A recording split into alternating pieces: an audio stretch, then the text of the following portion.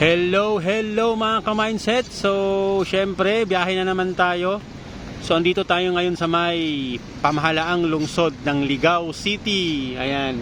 So, papunta ako ng Pili, Camarines Sur. So, napadaan muna ako saglit, pahinga sa biyahe. Nakakapagod mga ka-mindset. So, sa mga taga-Ligao dyan, kaway-kaway, comment naman kayo dyan. Share nyo naman yung video to. Ang ganda ng lugar ninyo, mga taga-Ligao. Diba, Ligao City. So ito yung, I think City Hall nila to. Daming aircon. Ang gaganda. Diba? Ang ganda, puro aircon, split type. Yun no. Ang ganda ng Ligao guys no. Tahimik, presko yung hangin, maganda yung mga tanawin, syempre, marami pa mga punong kahoy. So ayan. So ito yung Ligao City.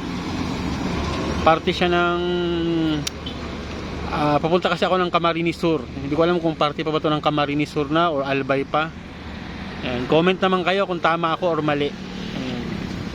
So pahinga lang saglit. So ayun nga po, napadpad tayo dito sa may Ligao City. Ayan. So comment dyan sa mga taga Ligao ha, sa mga taga Bicolano, mga Bicolano. Saludo ako sa inyo mga kaibigan, mga ka-mindset. Comment down below.